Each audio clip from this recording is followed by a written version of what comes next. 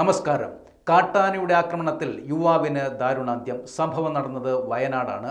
മരിച്ചത് നൂൽപ്പുഴ സ്വദേശി മനുവാണ്. 45-കാരനായ മനു ജോലി കഴിഞ്ഞ് കടയിൽ നിന്നും സാധനങ്ങൾ വാങ്ങി വീട്ടിലേക്ക് തിരിച്ചു വരുമ്പോഴാണ് ആന ആക്രമിച്ചതെന്ന് കരുതുന്നു. ഇന്നലെ വൈകിട്ടാണ് ആക്രമണം നടന്നതെന്നും കരുതുന്നു. ഇന്നു രാവിലെയാണ് നാട്ടുകാരുടെ ശ്രദ്ധയിൽപ്പെടുന്നത്. ഉടൻ വനം വകുപ്പ് അധികൃതരെ അറിയിക്കുകയായിരുന്നു. ആന തുമ്പിക്കൈ കൊണ്ട് മനുവിനെ വലിച്ചെറിയുകയായിരുന്നു എന്ന് കരുതുന്നു. അത്തരമൊരു ആക്രമണം നടന്നതിൻ്റെ സൂചനയാണ് ഉള്ളതെന്നും പറയപ്പെടുന്നു. ഏതു സമയത്താണ് ആക്രമണം ഉണ്ടായതെന്ന് അറിയില്ല. മൃതദേഹം സംഭവ സ്ഥലത്ത് നിന്ന് മാറ്റിയിട്ടില്ല. വനത്തോട് ചേർന്ന പ്രദേശത്ത് വെച്ചാണ് ആക്രമണം നടന്നത്. വനം വകുപ്പ് പരിശോധന നടത്തുന്നുണ്ട്. സംസ്ഥാനത്തിൻ്റെ വിവിധ ഭാഗങ്ങളിൽ ഇതുപോലെയുള്ള കാട്ടാന ആക്രമണങ്ങൾ തുടർക്കഥയാവുകയാണ്. ഇടുക്കി പെരുവന്താനത്തിന് സമീപം കൊമ്പൻപാറയിൽ കാട്ടാന ആക്രമണത്തിൽ ഇന്നലെയാണ് ഒരു വീട്ടമ്മ കൊല്ലപ്പെട്ടത്. നെല്ലിവിള പുത്തൻ വീട്ടിൽ സോഫിയ ഇസ്മയിലാണ് മരിച്ചത്.